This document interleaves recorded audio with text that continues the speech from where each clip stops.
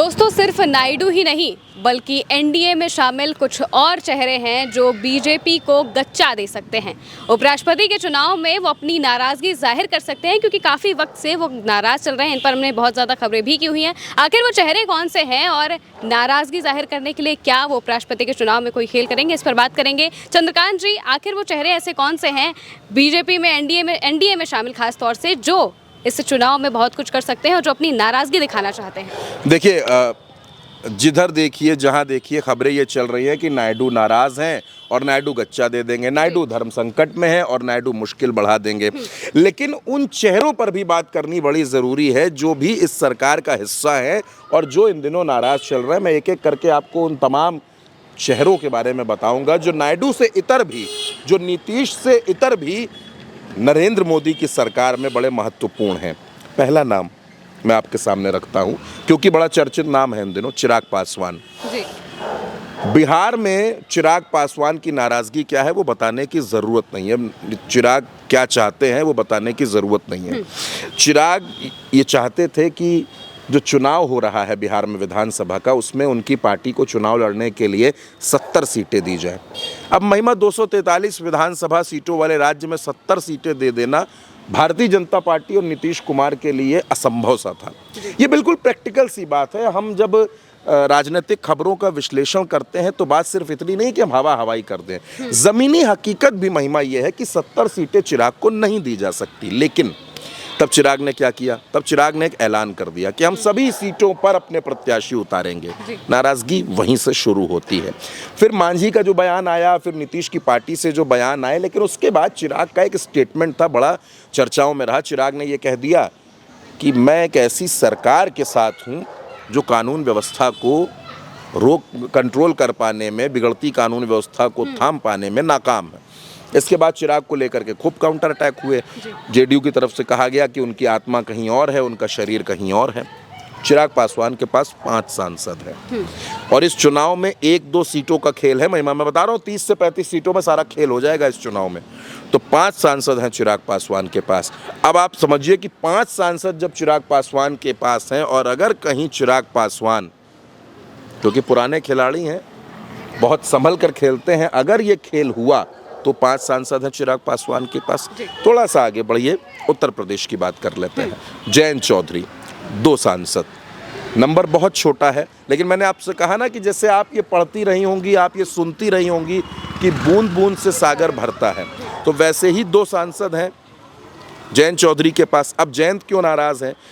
पश्चिमी उत्तर प्रदेश की जो पूरी राजनीति है, पश्चिमी उत्तर प्रदेश में जो जाट हैं वो बड़े गुस्से में हैं। गुस्से की 2 वजह है महिमा। पहली वजह, उपराष्ट्रपति जगदीप धनखड़ का अचानक इस्तीफा होना, ये किसी के लिए भी अप्रत्याशित था। और जो जाट समाज है, चाहे वो जाट समाज हरियाणा में हो, राजस्थान में हो, उत्तर प्रदेश में हो, वो सब नाराज़ हैं। उन सबको ये लग रहा है कि ये इस्तीफा दिया नहीं गया, दिलवाया गया है। ये चर्चाएं चौक चौराहों पर आम हो गई हैं, पहली बात। दूसरा, अभी कॉन्स्टिट्यूशन क्लब का एक इलेक्शन हुआ, इसमें राजीव प्रताप रूडी और संजीव बालियान आमने सामने थे। आपने भी देखा, संजीव बालियान वो चुनाव हार जाते हैं। वो चुनाव हारते हैं तो जाट समाज और ज़्यादा नाराज़ होता है उसको।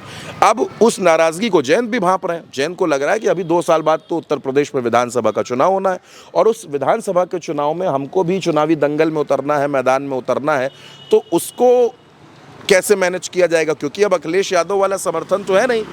2022 में अखिलेश यादव के साथ उनका गठबंधन था तो जयंत चौधरी अपने कई विधायक जिताने में कामयाब हो गए, लेकिन अब वो गठबंधन तो है नहीं। अब तो आप भारतीय जनता पार्टी के साथ हैं और पश्चिमी उत्तर प्रदेश की राजनीति चलती है जाट और मुस्लिम पर। तो उस राजनीति में पूरी तरीके से जयंत चौधरी जो हैं वो अपने आप को बड़ा फंसा हुआ सा पा रहे हैं। उनको ऐसा लग रहा है कि पश्चिमी उत्तर प्रदेश की राजनीति फंस रही है।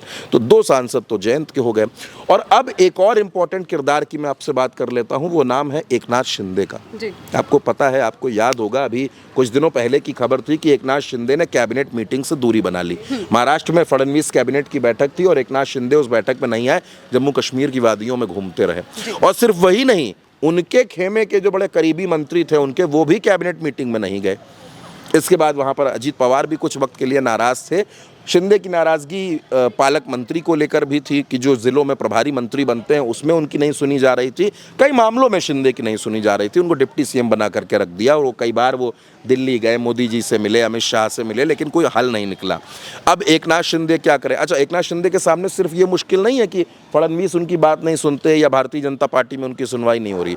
मुश्किल ये है कि महाराष्ट्र की राजनीति में उद्धव ठाकरे और राज ठाकरे एक मंच पर आ गए, दोनों एकजुट हो गए। और अब कहा तो ये भी जा रहा है कि दोनों बीएमसी चुनाव मिलकर लड़ने वाले हैं। ये किसके इशारे पर हो रहा है? क्योंकि आपको याद होगा राज ठाकरे, उद्धव ठाकरे जब मंच पर थे तब उन्होंने ये बात कही थी कि हम बीजेपी का शुक्रिया अदा करते हैं कि उन्होंने हमको एक मंच पर लाकर खड़ा कर दिया। तो एकनाथ शिंदे को ये भी टेंशन है। तो सिर्फ नायडू की बात नहीं है महिमा, सिर्फ नायडू नीतीश की बात नहीं है, बात चिराग की भी है, बात जयंत की भी है और बात एकनाथ शिंदे की भी है। ये तीनों भी इंपॉर्टेंट प्लेयर हैं। मैंने आपको इनका नंबर बता दिया, अगर आप इनके नंबर को जोड़िए तो नंबर 14 हो जाता है।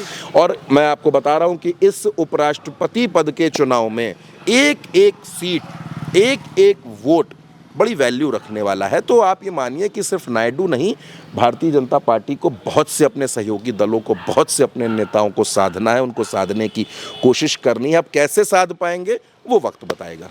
बिल्कुल, यानी कि बीजेपी के लिए ये चुनाव आसान नहीं होने वाला है। एक तरफ नायडू तो नाराज़ हैं ही, उसके अलावा भी जो अलग अलग दल हैं उनकी भी नाराज़गी अब दिखाई दे रही है। काफ़ी वक्त से वो नाराज़ दिखाई दे रहे हैं, लेकिन अब इस चुनाव में वो बहुत कुछ कर सकते हैं। अब देखना होगा कि आखिर चुनाव से पहले बीजेपी इन सबको कैसे साधती है, इनकी बातों को कैसे मानती है और इन्हें अपने पाले में रखती है। फिलहाल के मेरे साथ इस खबर में इतना ही। आप देखते रहिए उल्टा चश्मा न्यूज़ से।